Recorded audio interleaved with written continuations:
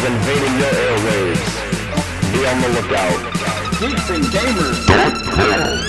What is going on, sports fans? It's Bryson here, your host for the Sports Wars podcast, and I hope everyone had a wonderful Thanksgiving with their family members. And if you're a Miami and an Auburn fan, then I guess you weren't very thankful for your team. So we have a full house tonight, and joining me here is Pat Brumfield, Roy Morgan, David LaRock, our CEO for Geeks and Gamers, Jeremy Greggs. How's everyone doing today? Roll Tide. Doing good. Ready for this weekend of football, man. Yeah, we have a full cast here tonight. It's going to be awesome. I'm excited. The worst is behind me at work, so I'm happy about that. Oh, yeah, you had to work during Black Friday. David, it was a depressing weekend though. But I'm sure we'll get into the details of what happened. Lots of questions. Oh, yeah, I know. I had to stop you I'll guys have so we plenty could of save for this pod. All right, so we got a lot of shit to cover this week, so let's go ahead and get started with it. So, shall we? We'll start with the news for the time being. So, our first news topic will be the whole Eli Manning getting benched. So, for the first time since 2004, the New York Giants will have a new starting quarterback. Head coach Ben McAdoo announced on Tuesday that the future Hall of Famer Geno Smith will be the starter in Week 13 against the Raiders. Like what I did there? The decision will end Manning's streak of 210 consecutive starts, which dates back to his rookie year in 2004. While Manning hasn't been great this year, blaming him for all the offensive struggles wouldn't be too fair. So, David, my friend, I'm going to start with you. So, why are you starting with me? Because I know how much. Because you're the one guy who's fucking loving this. Yeah, you're the petty person of the bunch. So go right ahead. Oh, it's fucking glorious. So, on a personal note. But first off, before you say because he sucks, like how you did when you text me when I asked you about it, I want a non-biased answer out of you. So on a personal note, it just warms my heart that the fact that Tom has literally outplayed the entire Manning family. On a side note, he's not good, and he wasn't good for the past. What his last playoff win was 6 years ago. Like this isn't some new hypothetical cliff that he just suddenly fell off. Obviously, he's not the answer going forward. The only reason why they did Geno Smith is because they can't throw David Webb in there 3 days after practice. Be like, hey, you're gonna be the starter. No, Geno Smith will take some first reps. David Webb will take some first reps. The audibles, the play calling, whatever. But Eli's not good, and yes, I get it. The whole McAdoo play calling, whatever. They don't have weapons. They had the number 3 or 4 defense 2 or 3 years ago. Like they got weapons. Like they got a decent team. But he has the most turnovers altogether in the past 5 years. Like he has 93 picks. Like, come on, it's over. Do you think it's the right moves? Sure. I mean, team in general. Okay, so no matter what, next year they cut him. Because he's due I think $8 or $5 million first year or first day of the calendar year. They're not going to keep him. They can't trade him because of the contract. So it's not like that would have done anything. So they'll cut him and they'll move on. And it is what it is. Here's the thing. It's the right move at the wrong time for the wrong guy. Let Eli finish the fucking season. My grandmother in a wheelchair with Alzheimer's is a better option than Geno Smith. Okay? But Geno Smith is. I don't care if only the buffer. If the guy that you want to take over isn't ready, then just let Eli finish the season. He's earned it. He's a 2-time Super Bowl champion. You and I know this better than most. He's a 2-time Super Bowl champion. He's earned the right to have a respectful end. Cut him at the end of the year. Give him an option, trade him, whatever you need to do, get him gone, that's fine. It's the right move, wrong time, wrong guy. Geno Smith is not the right move. I get the reasoning behind it with Webb and all that, but at the end of the day, if the guy's not ready to start that you want there, then just let Eli finish the thing out. That's my problem with it. Roy, Roy, I was going to say, do you think there'll be like a Buffalo Bills?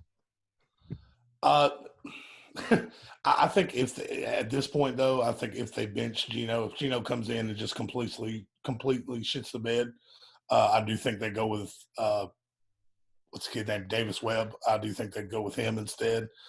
To show you what kind of fucking pro that Peyton Manning is.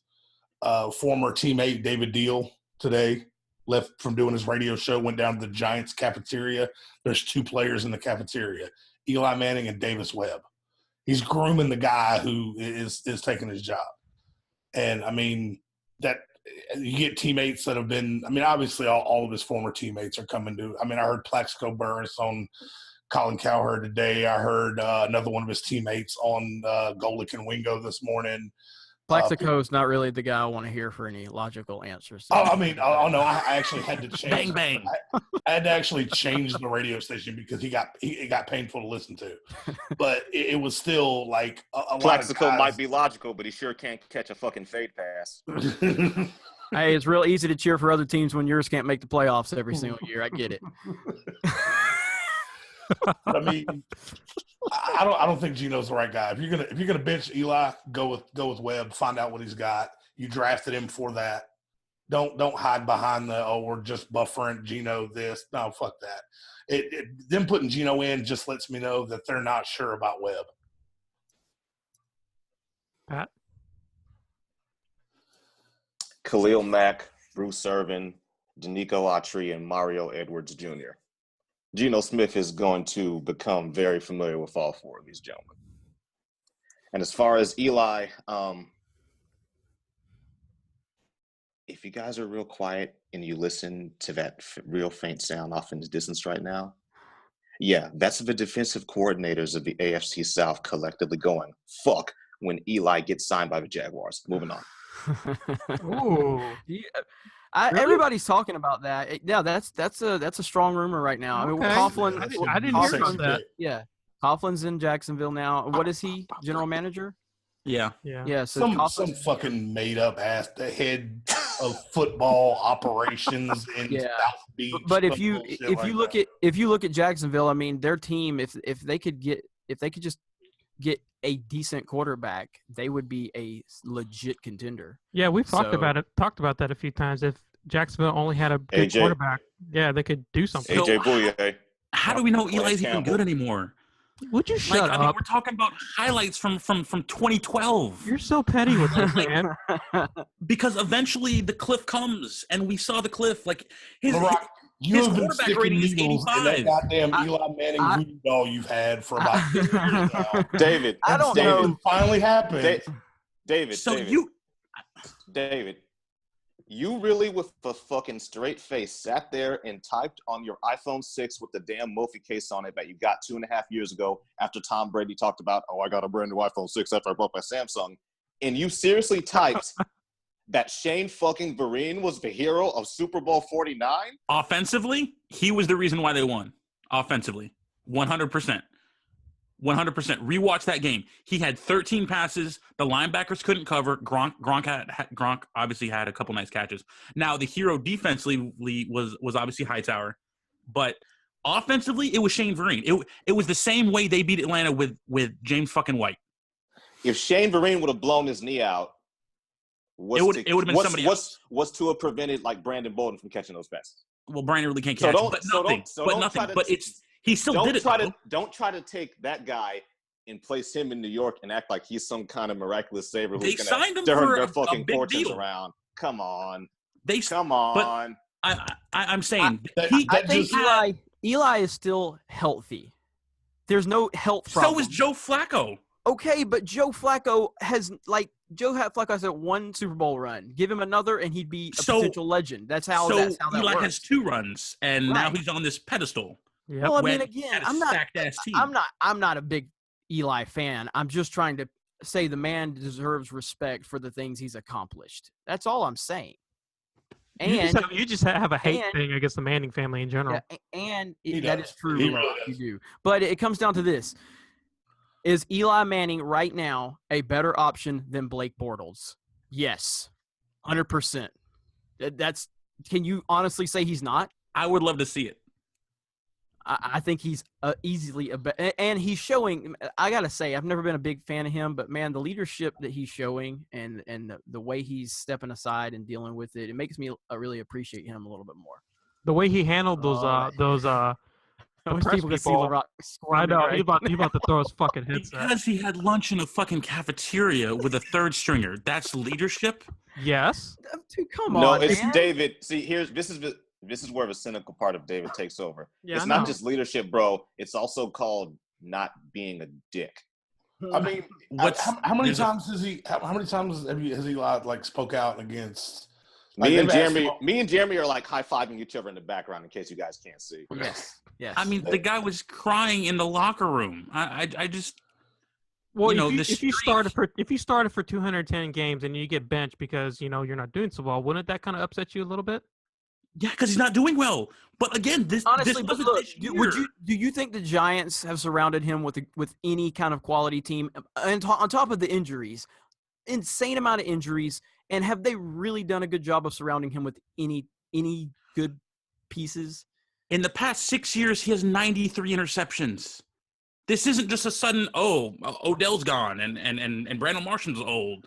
No, like what happened 3-4 years ago when they had the number one defense in the NFC East. Right, And a but real shitty O-line. right. The bigger Yeah. point here is Geno Tom Smith Coughlin is was not, still coaching. but Like, Geno Smith is not the answer. You're right, and he's a buffer to get to the web kid. Right, I get and it. in that situation, you don't take Eli out. You let him finish the season. If you're going to have to use a buffer to get to the next guy, if you're in that situation, you just go ahead and let Eli finish the season out. But you don't know what web is. Exactly. You don't. So you can still do this with Eli. Play the games. If Eli's playing good, if he's struggling, pull him Bench out. him? Pull him in like the end of the third quarter. Well, it's not like they're doing Oh, these guys. so with that's reps. better. So that's better than this. Yeah. Absolutely. Bench him mid-game? Absolutely. For Luke, Eli's legacy now is he was benched for Geno fucking Smith. And if Webb is going to be a half-ass starter, all this gets blown over. I mean, maybe not. But at the end of the day, you still show the man respect who's been there for 200-plus games starting and brought you 2 Super Bowls. You just show him respect. So all Flacco I'm has – I mean, Flacco got some, would the same respect be brought to Flacco? I mean, I don't know. You'd have to look at the Yeah. circumstances, but I would say Did Roy just really say yeah? Yeah. Yes. So, but The for guy can barely walk. for that organization, for that organization, but here's the thing. They're though. going to go to a wild card game and not Hold on. score 9 points. I think the person that already deserved the respect for that organization is already retired, and that was Ray Lewis. He was the face. He was the guy that carried it. Name another player on the Giants that is considered the face of their championships of their franchise. It's Eli. When you think Ravens championships, you don't think Joe Flacco. You think Ray Lewis. oh no, I agree. I agree with that. So that's where I say Joe Flacco's not on the same level as an Eli. I think David Tyree, but whatever. And your face is going Why to would turn you- the same color as your shirt. David Tyree's helmet. God damn. Next question. Okay. That was fun. Yeah, that was. It's like a Jerry Springer show here today.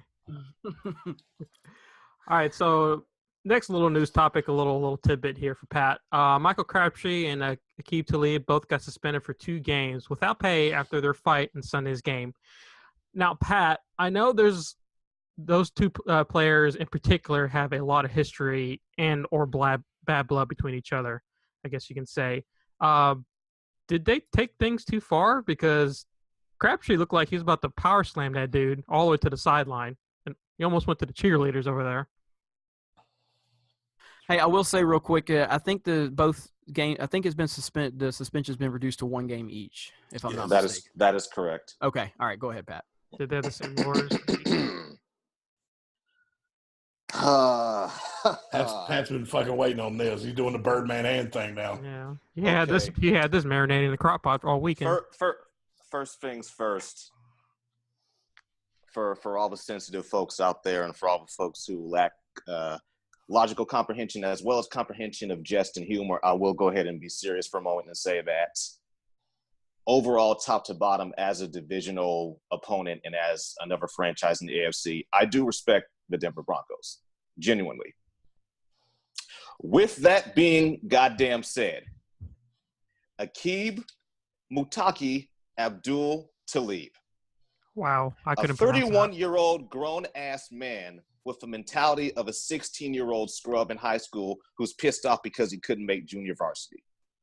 The 6'1", 205-pound power corner who got pumped on national TV by a 5'9" Steve Smith Jr. in a loss against the Carolina Panthers in 2013 as a member of the Patriots, and was put on a literal timeout, kneeling next to Bill Belichick like an out-of-control toddler on punishment at daycare. This bald bozo bastard, this highlight hemorrhaging head ass, this stat-stuffing sucker, and this credit-collecting cornball, posturing with his washed-up buddy T.J. Yord as if they were the catalysts of that Super Bowl defense in Denver a few years ago, when all of us with two functioning eyes really know it was Von Miller and DeMarcus Ware. John Elway's gamble, his heavily based, heavily paid gamble of free agents on that defense and shot in the dark draft picks at quarterback is starting to come up snake eyes.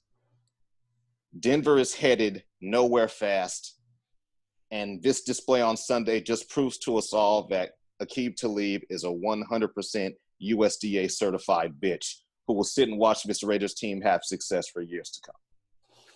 Man, that brought tears to my eyes. Ouch. My God. Here's what I'll touch on, and that was great, Pat. Good job on that. We need to get an applause on here. Yeah, So.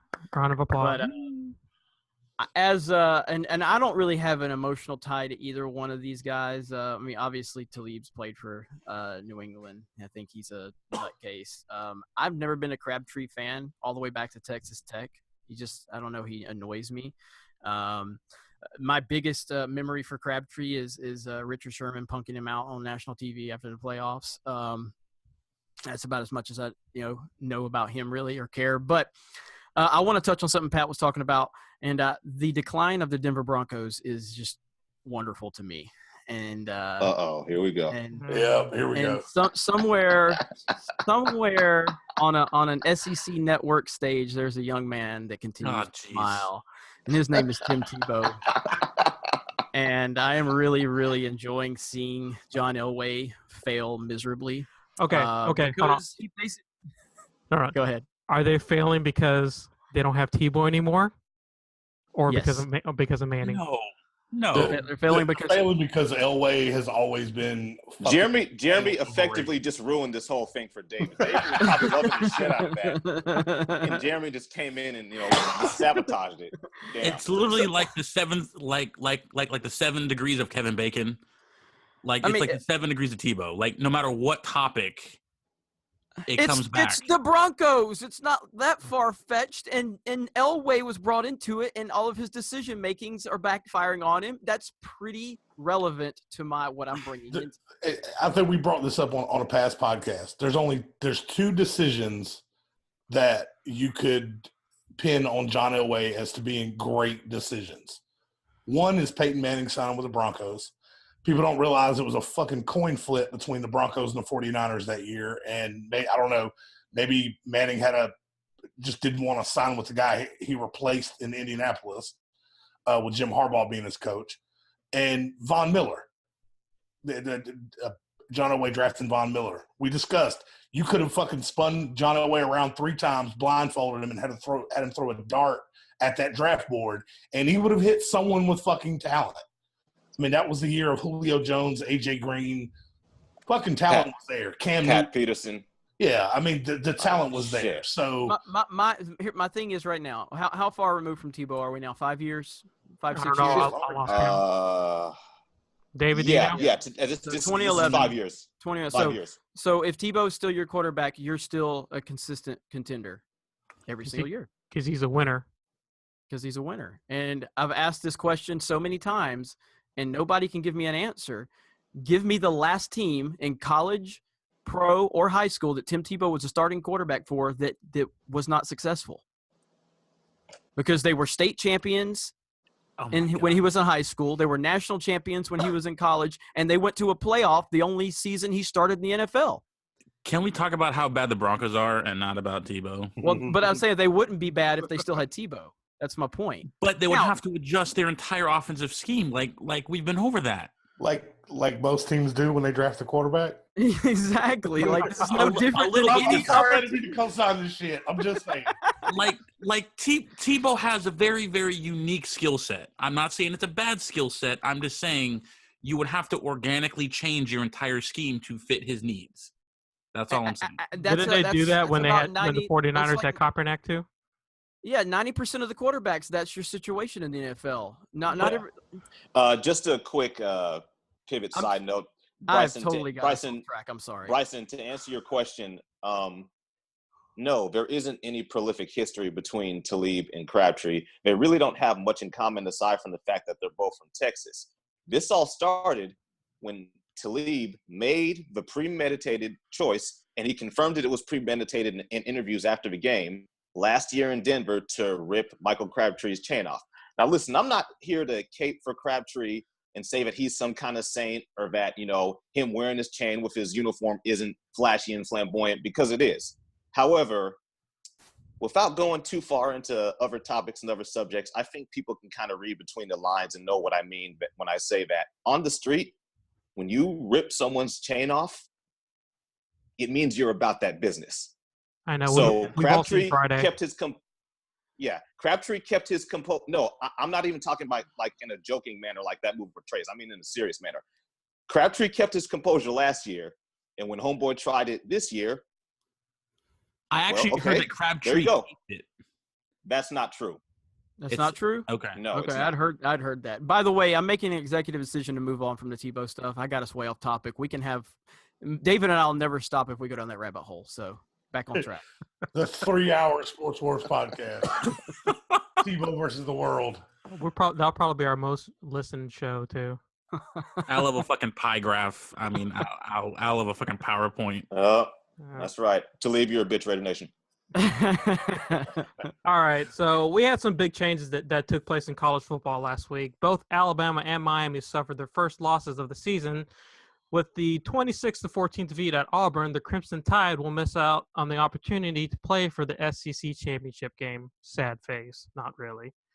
We'll be heading into the Conference Championship weekend, and right where we have Clemson at number 1, Auburn at number 2, Oklahoma at number 3, and Wisconsin at number 4. Alabama dropped 5, dude. I'm getting there, bitch, if you just listen. Alabama dropped to the 5th spot, while Miami dropped to the number 7th spot. And unlike Alabama, Miami does skip on 6, are we? No one gives a shit about 6. He's only doing odd numbers. I named the two big. Number 21 is number 14. Where the fuck did you learn to count? I named the two big people who dropped down dramatically. Where the fuck am I? Okay. Unlike Alabama, Miami does have the availability to play for Clemson in the SEC title game. So, Jeremy, give me your thoughts on everything that happened this past weekend. It continued the craziness of the college football season. As someone that's watched every single Alabama game since I guess 1965, 1980s. I'm not that old, but and then obviously I've seen every game Nick Saban's coached for Alabama. That was the worst game Alabama has played since the 2008 season. Obviously 2007, Saban's first year. It was pretty rough a few of those times, but so many miscues, lack of execution, play calling. It just none of it worked. Jalen Hurts is not a good quarterback. He is a running back playing quarterback. Congratulations to Auburn. They played a great game. They beat the number 1 team twice. They lost to Clemson. And who else they lose to, Roy? LSU. So they've beat 2 number 1 teams, and their only losses are to a good LSU team and Clemson, who's the number 1 team now. Auburn's on a fucking roll. Obviously, we're leading into a chaotic weekend right now. I think Alabama's in great position to make the college football playoff. David doesn't know a lot about college football, but I think he can tell me that Alabama would be the Vegas favorite against any team in college football. That is true.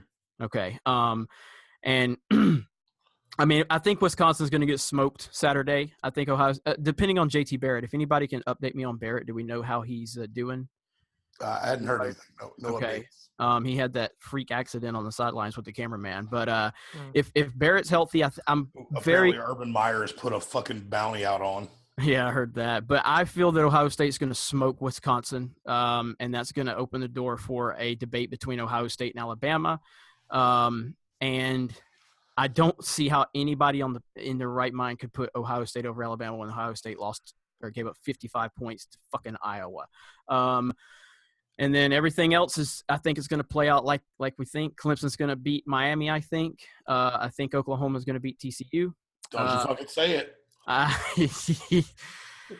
torn on the SEC championship game because I don't want to pull for Auburn because I hate Auburn. But if things work out for Alabama to make it to the playoff and Auburn beats Georgia, that sets up a fucking rematch between Auburn and Alabama, and that's just going to be insane. I'm going to go ahead and throw out a War Eagle for my boy Cardarius since he's not here. Fuck that. You too, Pat. So, yeah, this weekend is going to be crazy. And honestly, I mean, Oklahoma they shouldn't even have to play the game they've been playing against TCU. They've already beat TCU this year. It's a throwaway game. It's unfortunate for Oklahoma. But TCU can beat Oklahoma. I don't think they will, but they can. And it's going to be pretty chaotic. I mean, I'm looking at the rankings now. So, like, Miami and Ohio State are 7 and 8. If Miami beats Clemson, can you justify jumping Miami from 7 all the way over Bama to put them in the playoff, even though they lost to an unranked team, where Alabama only lost to the best team in college football? So it's crazy, man. So, David, this is where the whole algorithm stuff comes in effect right here. Yeah, like my ears are bleeding. Hold on, it's straightforward. It's a straightforward. No, it's not. Yeah, okay. It actually is. It is. Okay, number 1 is Clemson. You win, you're in. I get Number 2 is Auburn. You win, you're in. I get Number 3 is Oklahoma. You win, you're in. Wisconsin wins, you're in. Done. Okay. And hang on, and let me say this: for Alabama, if they don't make it, it's their own fault. They controlled their own destiny. They messed up. Okay. So if they don't make it, they don't make it. Obviously, that actually brings up a question for me. Go ahead. For you, Jeremy, in particular, do you think Jalen Hurts is going to be like actively replaced moving forward? No. Not this year. Not yet. Next year he will be, but not this year. What'd you have, Bryson? Obviously the top 4 is going to change this weekend. Okay, I don't think maybe. I think Possibly. maybe 2 out of the 4 teams is going to lose. Okay, so how does that play into the factor? Because you have Alabama, Georgia, Miami, and Ohio State looking in to try to get in. Like, which 2 do you think are going to lose? Yeah, it all comes down to who you think loses. Because if Georgia beats Auburn, then but then Auburn, then this is where LaRock will get confused and he'll probably because just this is what I'm trying to figure out too. So, okay, if Auburn loses to Georgia, then the loss that Alabama suffered to Auburn doesn't look as good. But if Auburn beats Georgia, then Auburn will be the number 1 team in the country, and then that loss that Alabama had to Auburn looks even better. Your only loss is to the number 1 team in the country. I test. Goddamn eye test. How is that even? You guys have a fucking committee, and they're like, oh, well, Iowa State lost to Iowa by 50, but Auburn rolled their toilet paper tree. I don't know. Speaking of committees, one of those rings you're wearing was from a committee of referees on the Tuck Rule. Okay, asshole. So I mean, but the crazy decisions happen in sports. This ain't no different than anything. But it's black and white. This is anything but black and white. Pat's eyeballs just jumped out of his head when I said that. I mean, you brought it up. I did not. I wasn't going to go there. I mean, Jeremy's trying to give me nightmares and shit. Fucking post-traumatic stress disorder. Okay, so I watched the entire Alabama game. Okay, that's how bored I was. My KDR in Call of Duty was not good. And I was drinking. I'm like, you know what? I'm gonna watch this whole game. It's fucking Saban, right? The play calling is absolutely atrocious. It's play calling because he has a running back at quarterback. Okay, but so here's my fault, or here's my. This is the text message I got at fucking 8:00 that night. So he wasn't replacing somebody. Like he's been your starter since week 1. You know what he can or cannot do. Right. So all of a sudden it's like, oh, now we can't throw a 10-yard out. My issue is you have the best wide receiver in college football, without a doubt. Mm-hmm. Get him the fucking ball. bubble screens, quick slants, rub routes, jet sweeps. The dude's electric. He's going to be a top 5 pick. Yeah, at this point, who's seen the television series Friday Night Lights? Anybody? I guess I saw not. the movie. I didn't see the series. All right, it's a TV series. And it's a great series, by the way, about high school football. But there's a situation where Coach Taylor has a supremely talented quarterback, but he's very arrogant, and he has a far lesser talented quarterback, but he can trust him. Jalen Hurts is trustworthy right now. Tua is very green. So Saban's just going to deal with it because he can trust Hurts. At the end of the day, Hurts has lost 2 games. One on the final play of the game last year against the eventual national champion, and one to Auburn in a hostile environment. He's not great, but Saban's done a fantastic job with this guy. But it's the play calling. Get Ridley the ball. David, this it's conservative. Jeremy might be jumping for joy when I say this. This kind of pertains to the conversation, David, you and I had in private a while ago. If you're a coach in college, you guys can feel free to correct me if I'm wrong, but you basically have an active role in recruiting the talent that shows up, correct? Correct. So you've constructed, painstakingly, meticulously constructed the team based on that recruiting. You know what kid can do what. If you have such a deep knowledge of who can do what and what their proficiencies are and what their weaknesses are, you're going to call plays within the scope of what these kids are legitimately capable of. Now, I understand your point about, that one specific player whose name is escaping me right now who has Ridley. all this talent. Ridley. Yeah. That's the only motherfucker I know. But nonetheless, when you look at it from a macro standpoint and not a micro standpoint, if he's not going to call some particular play to get Ridley the ball if there's another guy in that set who wouldn't know what the fuck to do. Well, but here's the problem. The problem with Hurts right now, and if anybody watched that game, LaRock included, the moment he drops back, he's ready to run. He doesn't even take the time. Now, our offensive line was getting ran over, so they were getting pressure like crazy. So there was really no time for the play to develop, and Hurts has this run-first mentality. The moment he sees the pocket collapsing, even if it's way too early, he runs. So even if they were drawing plays up designed to get the ball to Ridley, Hurts was running for his life. And he has a bad tendency to run before he should. I mean, and honestly, a credit to Auburn's defensive coordinator, because they did the same fucking thing to their front four is nasty. Yes. I mean, they did the same thing to Jake Fromm in Georgia. I mean, Jake Fromm is a freshman. The kid, he's 18 years old. The entire season, we hadn't relied on him to throw the ball that much. You could tell the difference if you watch the first drive of Georgia's first drive in that game. We went out and we threw the ball. And looking at it, it pissed me off that we didn't go back to it, because that shit caught Auburn off guard. They were not prepared for Fromm to drop back and throw the ball as many times as he did on that first drive. And then the next drive, we went back to our regular offense, and they were fucking prepared and amped up to stop that.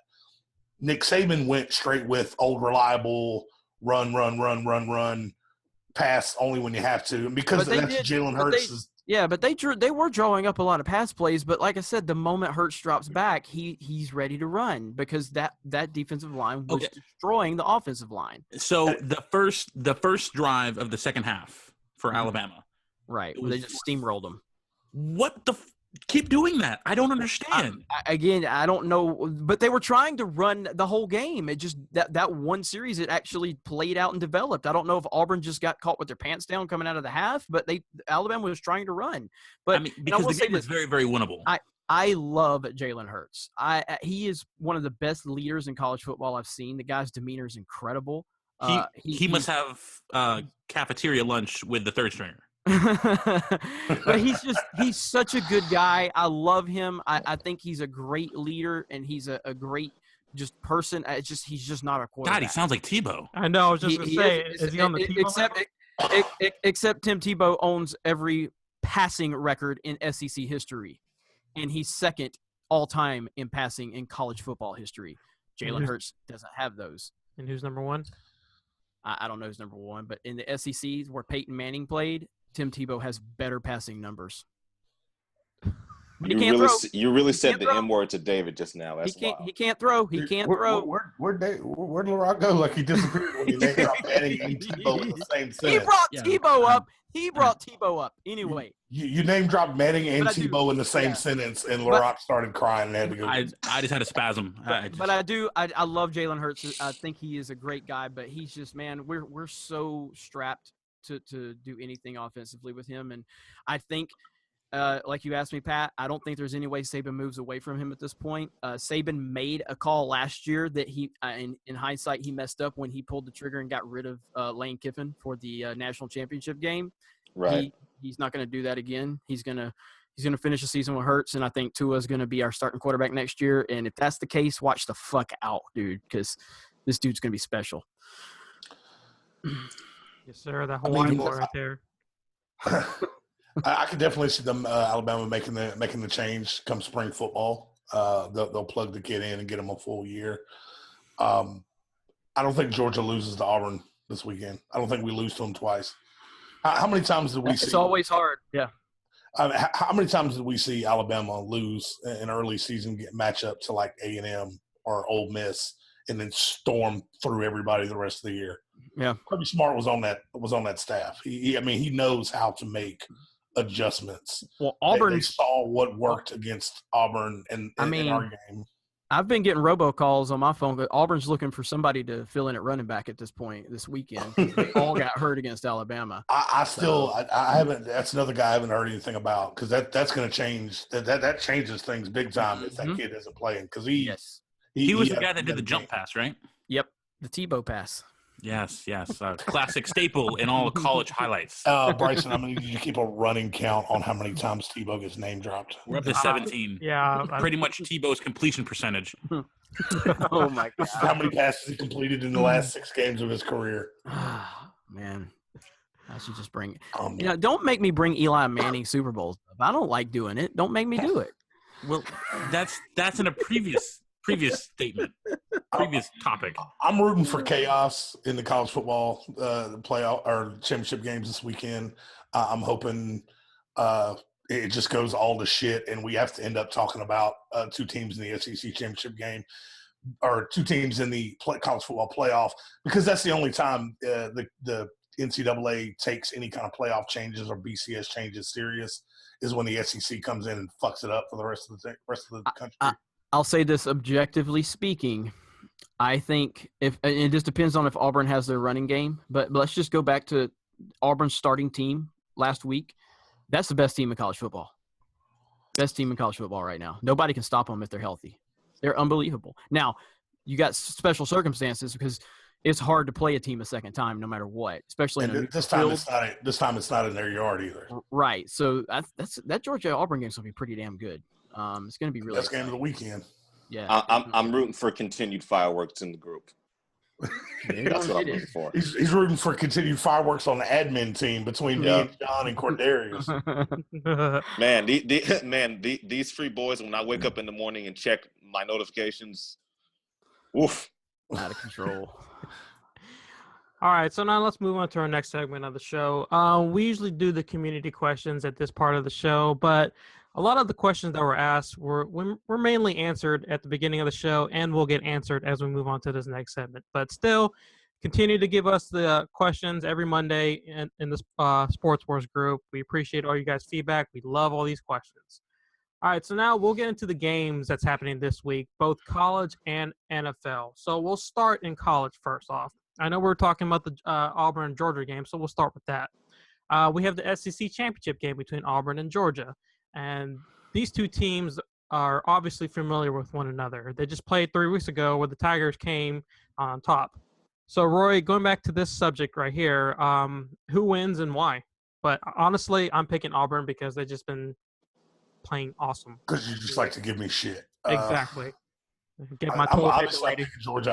I'm not fucking picking against Georgia. Like me and Jeremy were just saying, it's incredibly hard to beat a team twice in the same season. The game's going to be in the new Falcon Stadium. It's essentially a home game for the Bulldogs. It's 70 miles away from Athens, so I mean it's basically a home game. I'm confident that Coach Kirby has made the proper adjustments, and I think Georgia's going to take it. I think it'll be close. It'll be a good game, but I don't think we're going to run away with it. But I think we're going to take it and be in the playoff. Jeremy?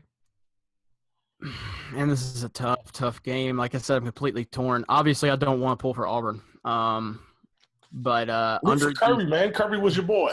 Look, he was my boy. All right, but the revenge is much better than my boy. So okay, carry on, John. Pick what's going to benefit you in this game. How about that? That's how I'm going to do it because objectively speaking, I would probably pick Georgia if I had to put like just money on it because of the simple fact of rematches it's pretty damn hard when two good teams rematch to beat that for the other team to win twice. I mean, if you go back to Alabama LSU back in 2011, the BCS record, yeah, where Alabama and LSU like basically had a tie in the regular season and then went to overtime. It ended 9-6, and then Alabama got the rematch and absolutely annihilated LSU in the championship game. It was awful, and so I think if I'm picking just to pick, I think Georgia's going to win this game, but I'm pulling for Auburn. Kerryon Johnson's going to be the big piece to it. If he plays, Auburn's got a shot. But I want Auburn to win because I want Alabama to sneak into the championship, and I want to see an Alabama-Auburn rematch on a neutral field, which would be absolutely incredible to witness. So there you go. That's my pick. Could it be possible that if Alabama – you said if Auburn loses, they're out? They're done. Okay, never mind then. Yeah, they're done. And the other thing, too, is like I said – by Auburn winning, it makes that Alabama loss look even better, and that helps their case to get into the championship round. Whereas if Auburn loses, then Alabama just lost to a 3-loss team instead of the potential number 1 team. So okay, sidetrack with this. If Georgia loses and Ohio State wins, pay attention, David. Whose record is Ohio State gets in. Ohio State gets in. Ohio State would get in with their 2 blowout losses easily because they're a conference champion. So when you have a 2-loss team versus a 2-loss team, the tiebreaker is the conference championship. But when Ohio State and Alabama are matched up, Ohio State has 2 losses. Alabama only has 1. Ohio State has the conference championship, but they have an extra loss, and they lost to fucking Iowa. That's the ugly one for me is Iowa. Yeah. So, but if Georgia, a 2-loss Georgia versus a 2-loss Ohio State, with Ohio State having a conference championship, not even close. Ohio State gets that, and Ohio State makes more money and gets more viewers than any team in college football. That will play into it. God, this talking gets so confusing.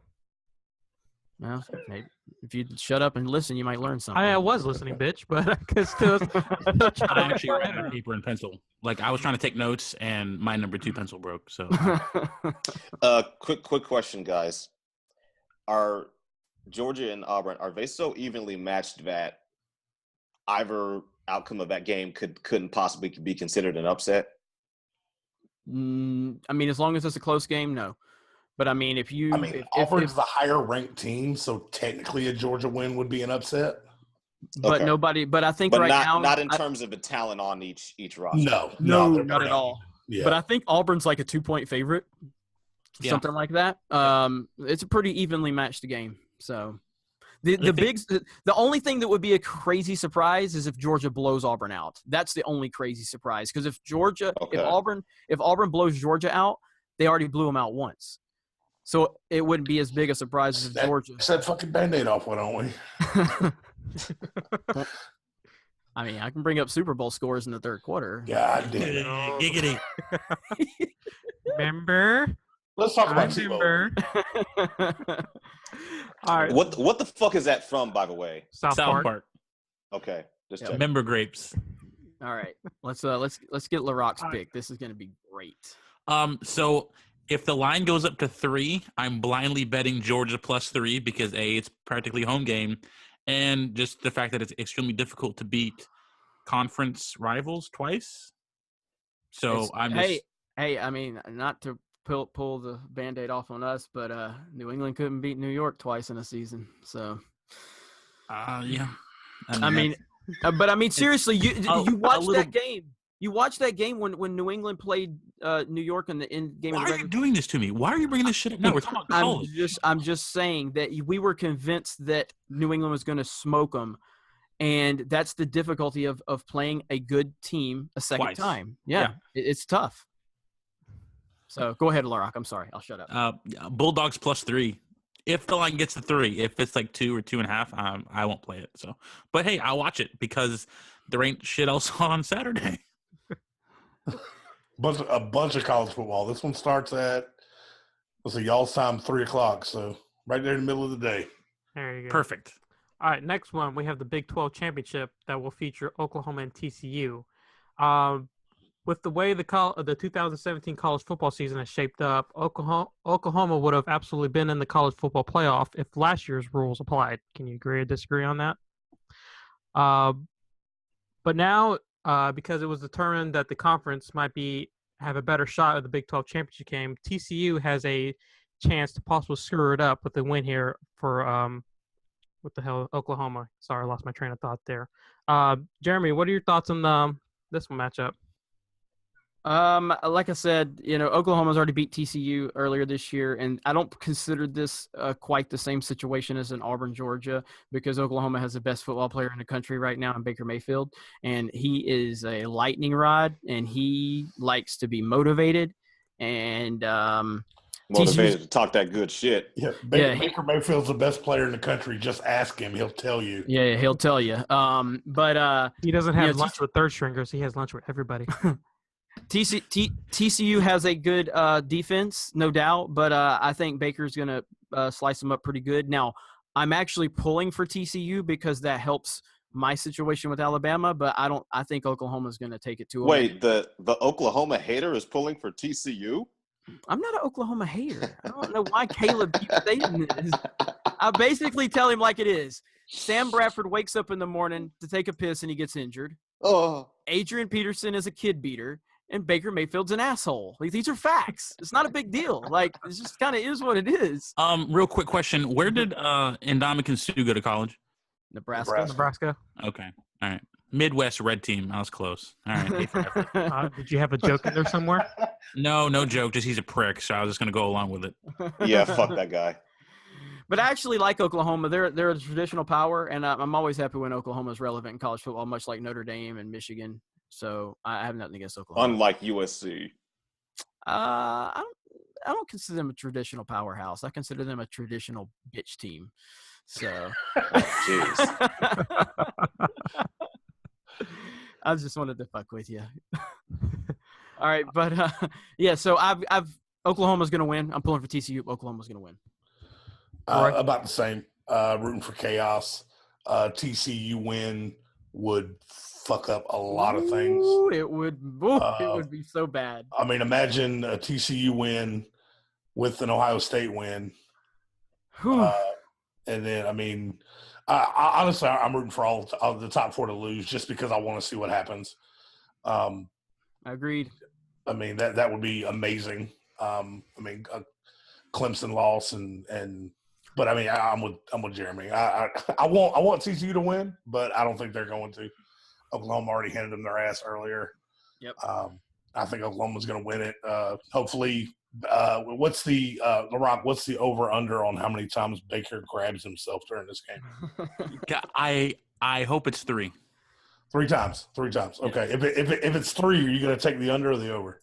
Probably a push. He'll do exactly 3. Exactly 3. Okay. By the way, he deserved to put them to do that to what was it, Kansas? Is that Kansas State? Dude, it's Kansas. Whatever fucking team it was. Look, I get it. They beat him. They got him. They got to him. You're up 27-3 on Kansas. No, I know, but what's he gonna do when fucking Terrell Suggs does that shit to him in the NFL? I know. He's not it won't get that far. Terrell Suggs. Yeah, he won't be. He's not going to be a starting NFL quarterback. All right. Next matchup, the ACC Championship game, where we have Clemson and Miami. I think the bigger question here is if Miami wins, do they get in? Yeah, I think they do, but I don't think they should. But that's the situation. They're going to be a conference champion. And like I said, it comes down to logic at that point. If you have a conference champion with one loss versus Alabama with one loss, you have to pick the conference champion because that's the tiebreaker. Even if their one loss was to fucking Pitt, which is terrible. Like Nick Saban could start the third string for Alabama and they wouldn't lose to Pitt. But that's who Miami lost to. But if they win, they're in. I have Clemson winning, by the way. I think Clemson's going to probably walk all over them. I think Miami just got caught looking. They got caught looking past Pitt, and that's what fucked them up. Clemson, I mean, as much their only loss this year, with them being a one-loss team, was against Syracuse. And everybody keeps throwing that in their face. Their quarterback got injured in like the first quarter of that game. I mean, that's Clemson's good, man. Yeah, I mean, Clemson's solid. I'd be lying if I said I'm not rooting for Miami a little bit, just because. I mean, I said this a couple podcasts ago. Well, shit, about mid-season, I would love to see Georgia and Miami in the playoffs together. Cool. That matchup would be pretty damn awesome. So I'm rooting for I'm rooting for Miami. I think Miami's going to take it, just because Rick is going to get those kids fired up after that loss. They don't want to feel like that again. So I think Miami's going to take it. Where's the game being played? The ACC Championship game, they usually rotate it. Is it on the neutral site? It is neutral. It's not. Yeah, I can't remember whether they're playing in Jacksonville. It's neutral. They usually play in Carolina, Charlotte. They play in the Panthers Stadium. Okay, that's not really Bank of neutral, America. is it? Yeah, that's it. Here, I'm double checking just to be sure. I don't want to. See, when they say neutral site, I think halfway in between. Well, neutral in the sense that it's not the home stadium of either team. Well, so it doesn't matter then, pretty much. Charlotte, North Carolina. Okay. All right, that's where it's being played. Okay, so yeah, although Charlotte's pretty fucking close to Clemson. But I mean, yeah, it's neutral in the fact that it's not the home stadium, because I mean. The Mercedes-Benz Dome is where they're playing the SEC Championship game. It's 70 miles from Athens. Right. Yeah. All right, and now Just think of whatever NFL stadium it is. I think they're playing the Big 12 game in Dallas. Yeah, I think so. Last one for the college, the Big Ten Championship between Ohio State and Wisconsin. I personally think Wisconsin doesn't stand a chance in this game because I think Ohio State's just going to blow them out. What do you think, Roy? I think Ohio State's going to fucking boat race them. I hope it's not too bad, simply because if they blow them out, that's going to give the Kirk Herbstreits and Joey Galloways of fucking ESPN the ammunition they need to make them jump. Like, if Ohio State comes in and they fucking beat Wisconsin by 40, all you're going to hear on TV for the next until the playoff rankings come out is that they're the greatest team in the country right now, and they're gonna do everything they can, because I fucking can't stand. They try to say Kirk Herbstreit is this fucking unbiased announcer and Joey Galloway is, man, no the fuck they're not. They both graduated from Ohio State. It doesn't matter. I'll take up for Herbie, but not Galloway. I mean, they've been stumping for Ohio State. They've got Cowherd's been doing it for about 6 weeks now. Yeah. Ohio State, and I mean I hope Ohio State wins. I hope it's like 23-21. That way Wisconsin falls, but Ohio State maybe moves up one spot, and they both stay the fuck out of the playoff. Wait, you mean to tell me Colin Cowherd is staying dedicated to a platitude outside of his worship of Tom Brady consistently over a span of more than 2 to 3 weeks at a time? Oh no! That's astonishing. Oh no! This goes along with his. Y'all know who listen to Cowherd on a frequent basis. He, outside of recognizing how great Tom Brady is, he very subtly and very slyly and very sneakily changes and hedges his bets over time. Along to his other stance that he's on like 100% of the time. Besides the Tom Brady is God stance, it's the SEC is down stance. Yep. And that's what he's been kind of sliding with Ohio State's better. Yeah, which I know Jeremy loves. Yeah. So I mean, yeah, the Ohio State stumping for Ohio State is that's kind of slyly he's pushed that in there to kind of he's paired it up with the SEC is down. Meanwhile, the SEC's got 3 teams in the top 6. So yeah, and blowing teams the fuck out like every week down there, right? Jeremy, I'm a big fan of Colin, but sometimes he drives me crazy. He's kind of like David. Like I love David, but sometimes I just can't deal with David. So that's kind of how I feel about Colin.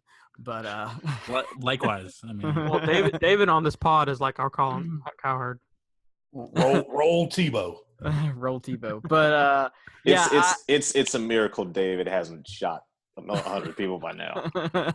But I'm pretty much in the same area as Roy on this. I think Ohio State is clearly the better team here. JT Barrett, though, that's a concern of mine. I want to know if he's healthy because I don't think JT Barrett's like a game-changing player, but he's good for Urban Meyer's system. And but I want it to be somewhat close because on paper I don't want Ohio State to smoke the most overrated 5th ranked team in the country by far. They're so fucking overrated. But on paper they're the 5th team or number 4. I'm sorry. On paper they're the 4th best team, and if Ohio State smokes them, that's going to help Ohio State's case. So, but close game. Give me Ohio State. David, all you. Ohio State. Because the Buckeyes. Because LeBron is listen, from Ohio. And for everybody listening, like this is the type of insight you get from the Sports Horse podcast. Yeah, you can't. Ohio State, because they're the Buckeyes. Yeah, you can't. Money can't buy this, buddy. Well, all right, David and Pat. Now it's time to talk about some real football, and that will be the professionals. Yes, that will be the upcoming FIFA World Cup. All right, now. Oh, wrong football. I told you I'm gonna sneak that shit in here every now and then. He's just gonna. And I'm gonna sneakily walk to Pensacola and strangle you to death. But it's a long ass walk. That'll be the long ass walk. We'll get there by Christmas. Shit. All right, so the first game in the NFL, we have the Vikings at Atlanta. The Vikings have won 7 games in a row heading to a road date with the Falcons. Minnesota's most recent surge took care of Detroit on Thanksgiving night. So, Pat, give me your thoughts on this game here. All right. Well, obviously, this Minnesota defense, I mean, it's unanimous that this is a Super Bowl caliber defense and has been for basically a solid 2 years now. This is a big test for Atlanta's current win streak and what at least seems like the reawakening of the proficiency of their offense. I mean, we know that they've had some really significant play calling issues pretty much all year. Obviously, Xavier Rhodes versus Julio Jones is going to be box office. Like That's fucking must. This is probably going to be in the top 3 wide receiver or corner matchups all year long, no matter how the postseason and the Super Bowl goes. Like, this matchup is going to be fucking phenomenal. Not only that, but don't sleep on Kyle Rudolph versus Keanu Neal, too. Because that boy Keanu was up there in Seattle knocking Jimmy Graham around like a rag doll, and Jimmy Graham is damn near 300 pounds. As far as picking a winner, I think Atlanta will edge them out in a close one, but it's probably going to be a nail-biter. Roy? I mean, maybe I'm fucking picking Minnesota. I'm going with Atlanta. I gotta agree with The Rock on a lot of his points. Xavier Rhodes and Julio Jones is gonna be fucking must see TV. You mean Pat? I'm sorry, Pat. My bad. That's gonna be must see TV. We got to get Julio some help. I think they're gonna try to start it off early by going to Gabriel and Sanu to try to ease, kind of lull them to sleep. I haven't heard whether I take it back. I think Freeman is out this game too. Yep. Devontae Freeman's not going to start. It'll be Coleman again. So I mean, it's going to be fun. I'm hope that this is the first matchup that I'm kind of worried about, and I think this is going to be a true test against a top playoff. I mean, Vikings are the number 2 seed right now. If we can pull this off, that's a damn good looking victory. And then we'll be tied in second, or not tied with, tied with Carolina. second division. We'll be tied with the loser of the Carolina. Oh yeah, you're right. Yeah. Because they're tied for first right now. So it's going to be interesting. I'm picking the Falcons, but I do think it's going to be close. I think I'm going to be screaming at my TV again on Sunday, and I'm going to need heart pills before the end of the season. Jeremy? Question: why is Julio Jones listed on the injury report as questionable? Is that just? I mean, he's always injured. He's not always injured. He's always listed. Okay, just to make sure there was nothing I wasn't aware Yeah, of. no, he plays banged up. I mean, he's been playing banged up now for. I mean, he missed He missed that game earlier. Well, half the game against Detroit, and then no, it was half the game against Buffalo, and okay. And so yeah, it's kind of just a nagging thing. He's not. It's nothing big. This game's flying under the radar, and this is a really fucking good game that's very important. I think there's a lot of people that still don't believe in Minnesota. I've been kind of not really sold on them, but clearly they have a great surrounding cast, and they have an awesome defense. But this game means a lot to Atlanta right now. Like this could be. I was actually just about to say that this game is means a lot more to Atlanta than Minnesota. Right, and that's why I don't want to pick Atlanta, because anytime they meaningful game, they fuck up. God damn it. We played the last 3 games have been, okay, this is your fucking season, and they've stepped up. Yeah, I mean, I'm going to pick Atlanta because I think that they are hitting their stride. What Julio did last week was just crazy. And I feel like Atlanta's going to take this a lot more serious. I think they've had a few issues this year where they got caught sleeping, New England. I'm going to go with you. New England, Miami, fucking. Yeah, Buffalo. But I'm picking Atlanta to have this is going to be a season-changing win for them. David? So it's going to come down to Xavier Rhodes and Julio. That's pretty much what it boils down to. Freeman should be playing. He passed concussion protocol. So I thought he was out. No, he's good. Well, he practiced, so whatever that means. Now don't let the big numbers fool you. Atlanta's last 2 games they played against Seattle. Obviously, they have secondary issues, and Tampa Bay is probably the worst pass defense in DVOA in the league. If you're Dirk Cutter and Julio Jones has 100 yards in the first quarter, you think you'd change it maybe? It's Dirk Cutter. Dirk doesn't matter. No, I'm saying awful. It's Dirk Cutter. He's not going to change shit. No, I watched him as the OC in Atlanta. It's fucking awful. I really wish this game was in Minnesota. I'm just not sure. Like, it's Case Keenum. Like, eventually there's a reason why Case Keenum is a journeyman. And I'm just waiting for the, hypothetical cliff. But, yeah, this game is huge for Atlanta because your schedule's fucking brutal. Yeah, they said last week during the broadcast, Atlanta has the toughest remaining schedule out of any team in the league. There is no way the NFC South is getting 3 teams in. I don't care what Jimmy says. I don't care what anybody says. There's no way because you guys are just going to cannibalize each other. Who else though? I mean, Detroit. I mean, Detroit's 6-5. They're a game behind Atlanta right now. But... And they still got to play Green Bay again. Their schedule's much weaker. And then I still like Seattle. I still Seattle still got a game against the Rams. I mean, the Rams are hitting their fucking stride right now. Well, I'll get to their little issue in a minute. But yeah, I mean, I want to take Minnesota, but I think Atlanta wins at home. Next matchup we have is the Panthers and Saints. So real quick, you know how David has all of these little funny little stats that he likes to throw out at us all the time. They're not funny little stats, like they're stats. Hey man, you're gonna fucking offend our stat guy right now. No, they're not funny nor little. They're powerful. He's got shit like if the weather is 34 degrees on this day, they have a 45% chance of winning.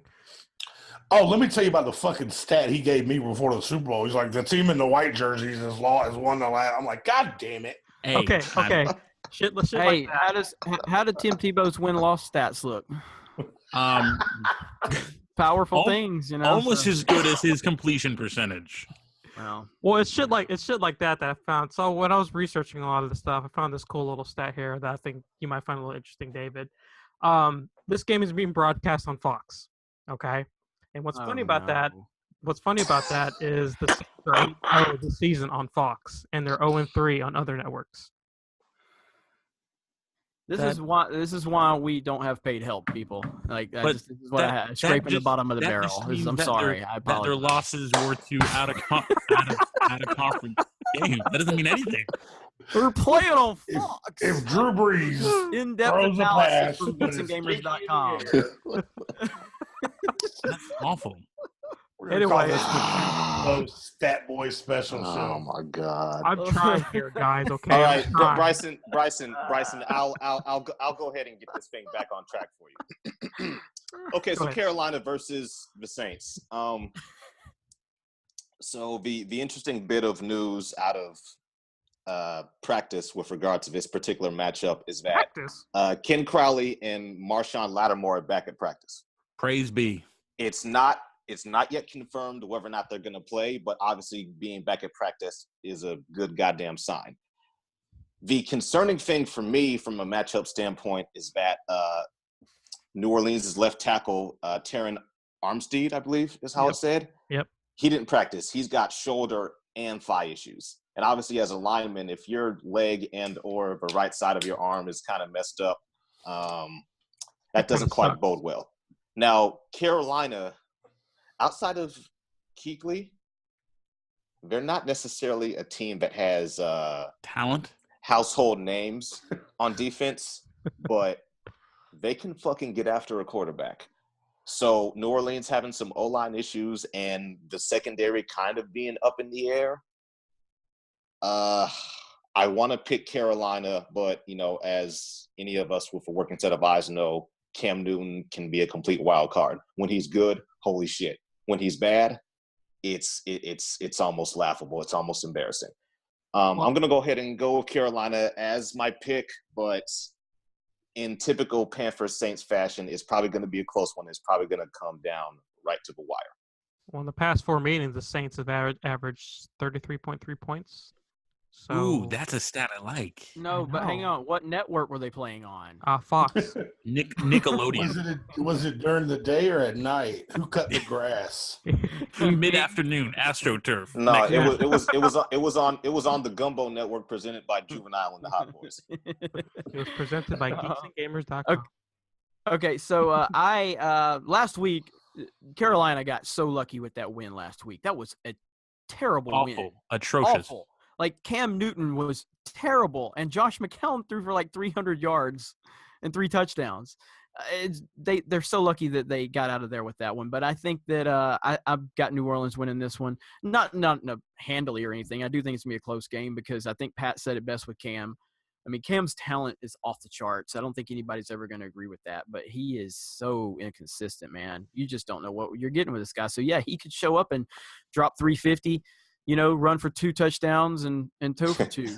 You know he's going to show up dressed like an independent woman, but you don't know how the fuck he's going to play. Exactly. Him and Russell Westbrook shop at the same place.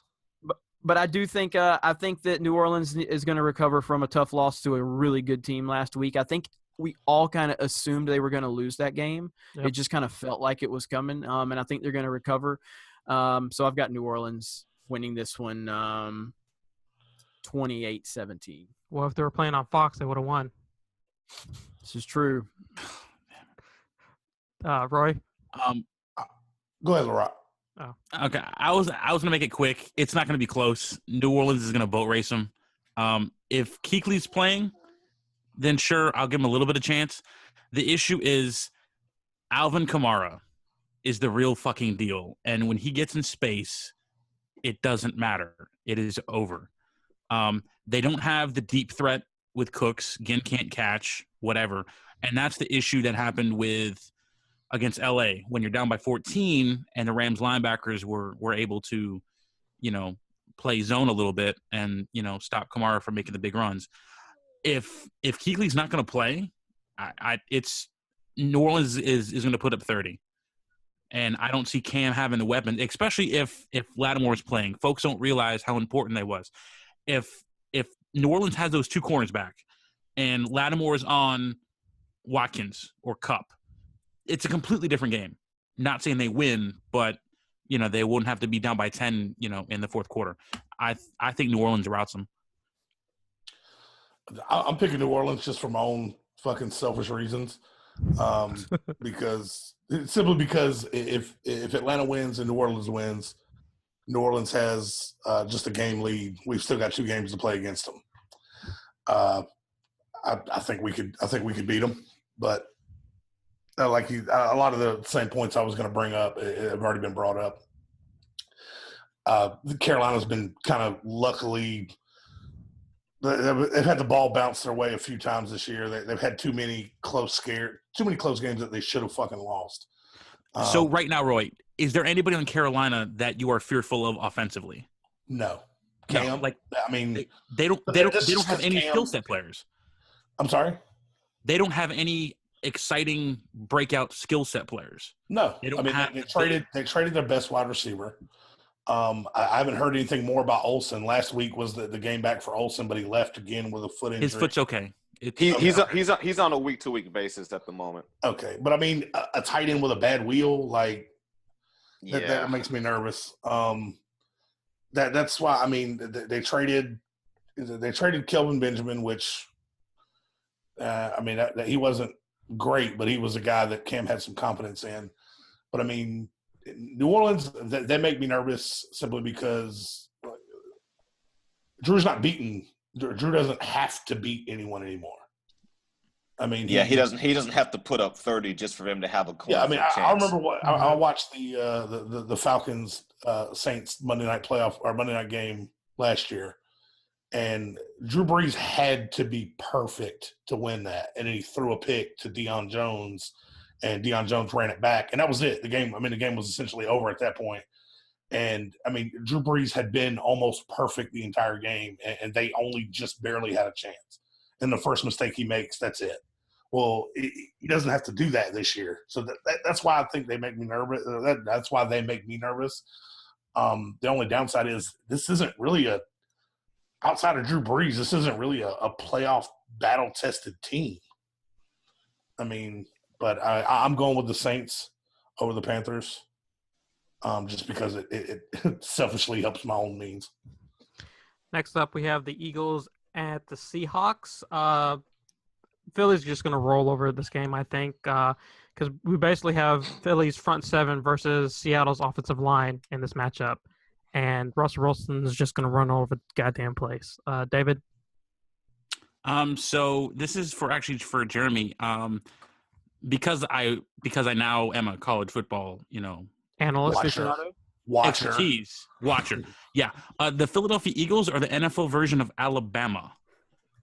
They haven't played anybody.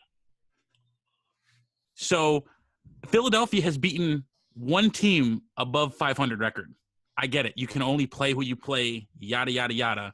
Their schedule is so damn soft, and folks are all over this Wentz wagon when they're still rolling a college offense. I kind of like Russell Wilson at home. Then again, I've been on Seattle bandwagon since week 1, and I'm probably the only one on it right now. But not necessarily. I'm not sold on Philly. Philadelphia has a quarterback, Alabama doesn't. So bad comparison. No, okay, but the schedule wise, LSU and Mississippi State are good teams. Are they above 500? LSU's like 15th.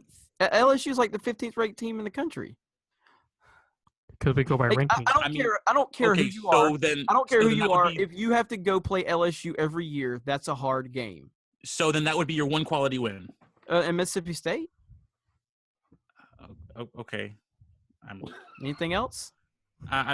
Philadelphia's played 2 teams above 500, and they're 1-1. Watch your mouth when you bring Alabama into it. That's all I'm saying. So what he's saying, though, is Alabama's essentially had a tougher schedule. No, I get it. But look, I don't disagree with what you're saying as far as Philly goes. But I do think that, Wentz is pretty fucking good, man. This guy's good. He's legit. Now I'm not like I'm not calling him like an all timer or anything, but he's a really good quarterback. MVP. He deserves to be in the conversation. Give it to him. Way behind Tom Brady. That's where he deserves to be. But Tom Brady's not gonna get it because of the LeBron effect. Whatever, who cares? But fuck Seattle. I hope they don't score any points. They're all a bunch of social justice warrior bitches, and I'm tired of them. So fuck them. I don't want them to score a point. Sorry for bringing politics into this.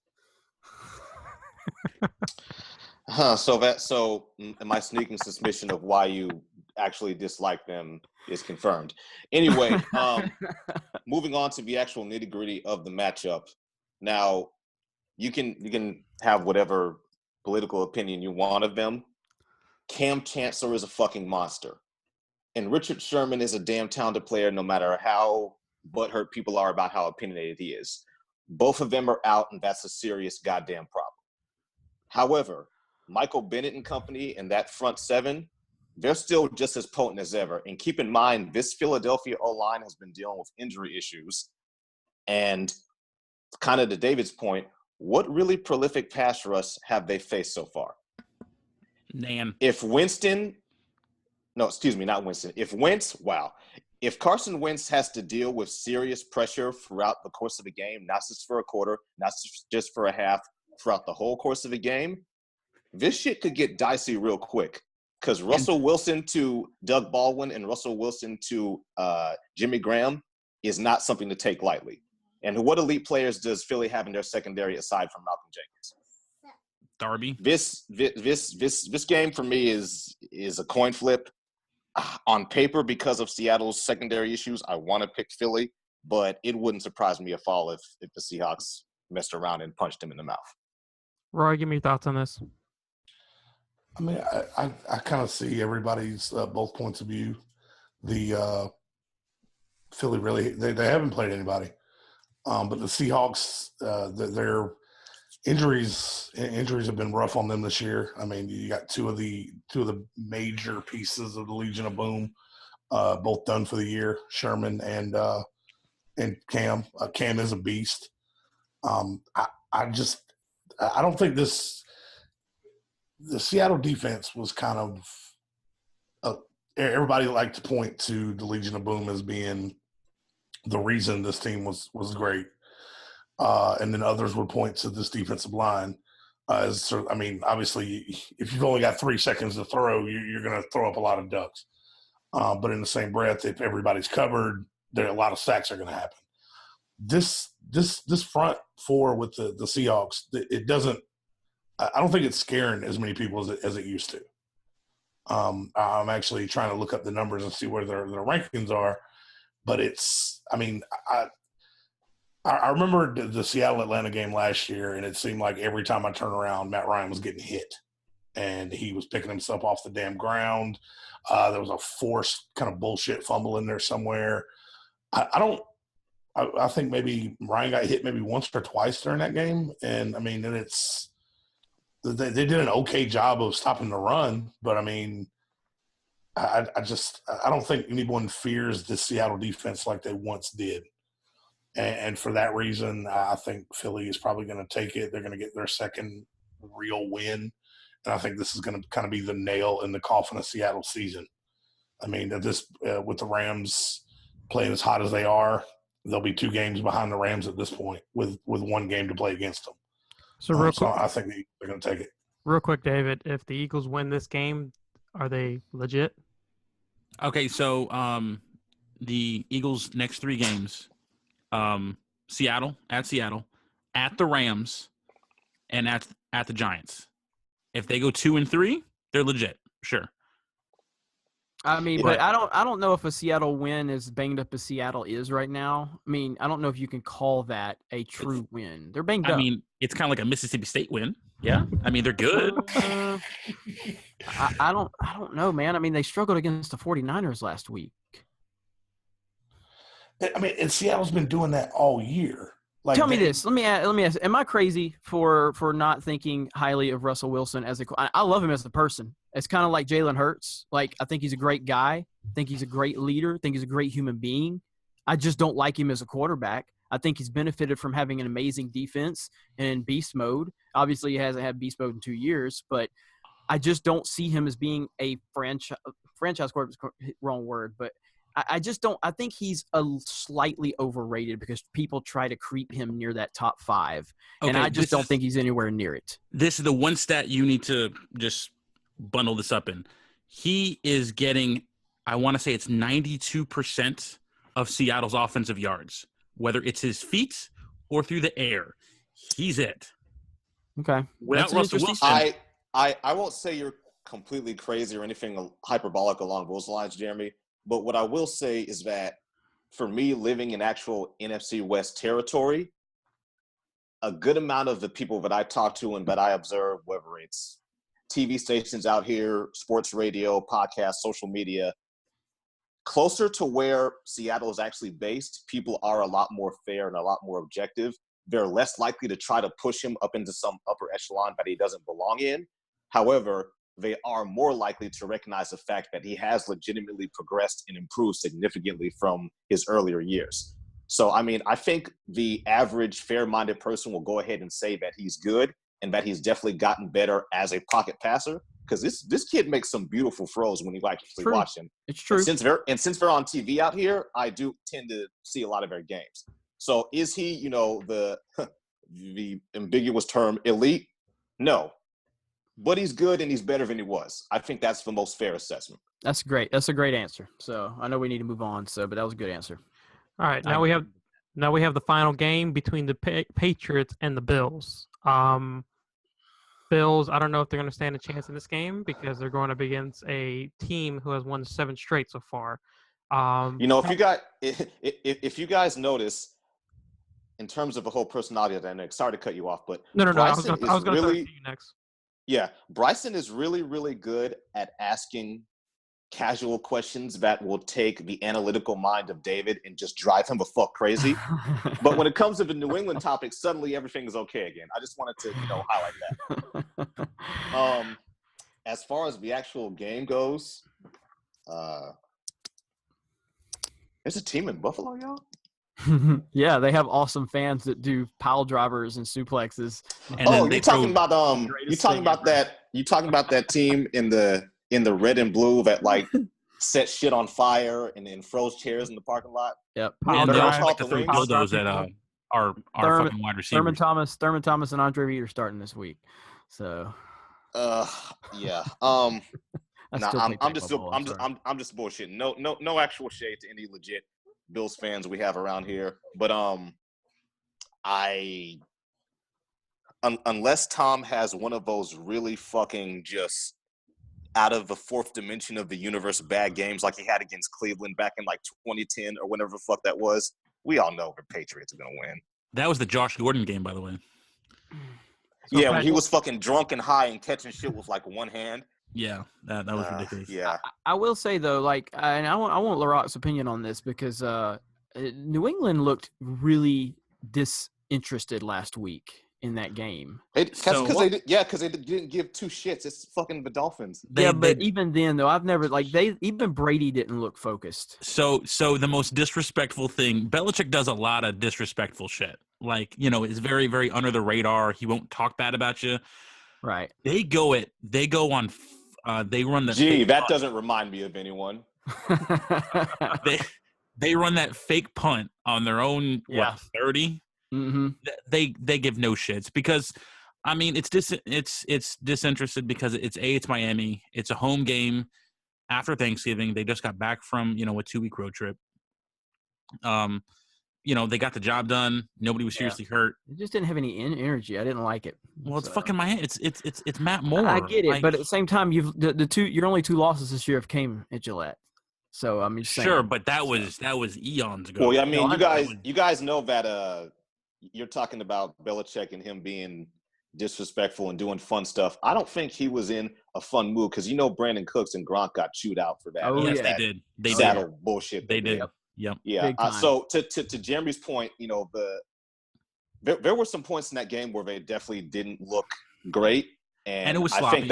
think they probably got pretty badly chewed out for it. And the reason I brought that up is because I think they're going to annihilate Buffalo because of that, because they looked really nonchalant last week, and I think Belichick was not happy.